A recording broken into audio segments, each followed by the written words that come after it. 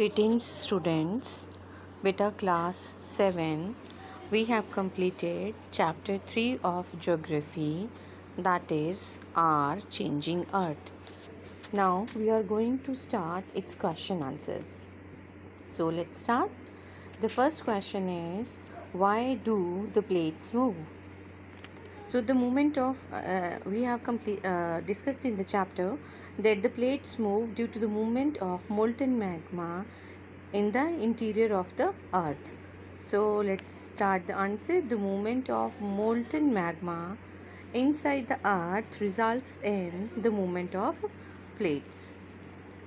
Next question. What are exogenic and endogenic forces? So endogenic inside and exogenic outside the earth's surface. Now let's start. The forces that act in the interior of the earth are called endogenic forces. Endogenic in the interior of the earth. Second, the forces that work on the surface of the earth are called exogenic forces. Exogenic that work on the surface of the earth. Next, what is erosion?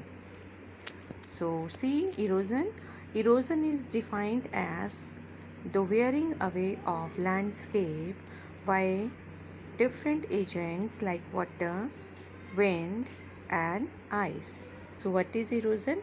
Wearing away of landscape by wind, water and ice.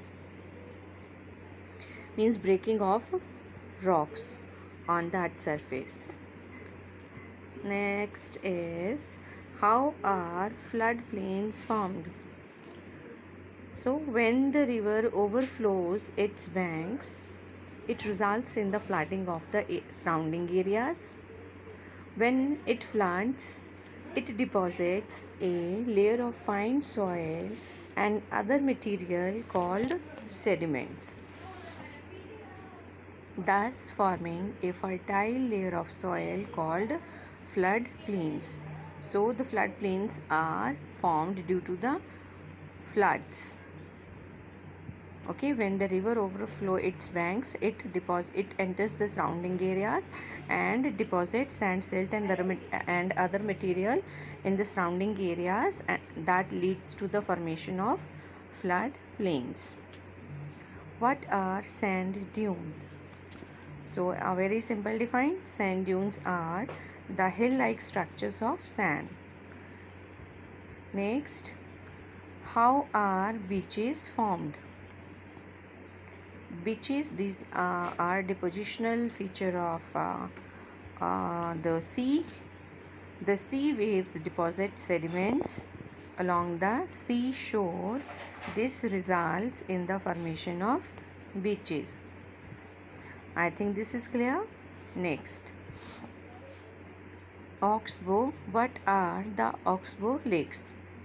So this we have discussed in the chapter, that when the river enters the plain area, its speed slows down, and there is a zigzag movement of the earth of the river, that is called meander, and in the due course of time the meander loops starts to cut off from the main river and form a cut off lake, and that lake is called oxbow lake.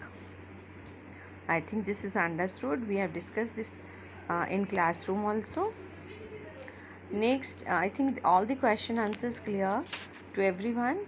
Oxbow lake, clear bete? The meander, when the meander starts to cut off from the main river, it forms a oxbow like shape or lake, that is called oxbow lake. Next, which is not an erosional feature of sea waves? Sea cliff erosional, beach depositional, sea cave also erosional. So which is not erosional? That is answer B, beach. This is depositional feature. Next, the depositional feature of a glacier, means the glacier deposits some material. So floodplain, no, it's a feature of depositional feature of river. Beach, that is depositional feature of sea. Moraine, that is depositional feature of a glacier. So the answer will be C, moraine. Next, which is caused by the sudden movements of the earth? Volcano, folding, floodplain. So the correct answer is volcano. Next, mushroom rocks are found in desert, river valleys, glaciers. So mushroom rocks are formed in desert. So the correct answer A. Next, oxbow lakes are found in glaciers, river valleys, deserts. So out of these, answer B, river valleys. Now match the following. So I've added the answers with these questions. Glacier, rivers of ice, meanders, rivers, then beach, seashore, sand dune, deserts, waterfall, hard bedrock, earthquake, vibration of earth. Now these are some of the questions related to give reasons. Some rocks have the shape of a mushroom. So in the chapter we have discussed that in desert, strong wind erodes the lower sections of the rock more than the upper part. Thus, the lower part it becomes narrow and the upper part that remains wide and it looks like a mushroom. So such rocks are called mushroom rocks. So what's the answer? In deserts, wind erodes the lower section of the rock more than the upper section, which makes the base of the rock narrow and the upper part wide, giving it the shape of a mushroom. So such rocks are called mushroom rocks. Next question. Floodplains are very fertile. So why floodplains are very fertile? We discussed in the chapter that the rivers when the rivers overflooded, these deposit sand, silt and other material in the surrounding areas, and that leads to the formation of these floodplains. So why these are very fertile? Because every year these plains get a new layer of soil which is very fertile. So see the answer.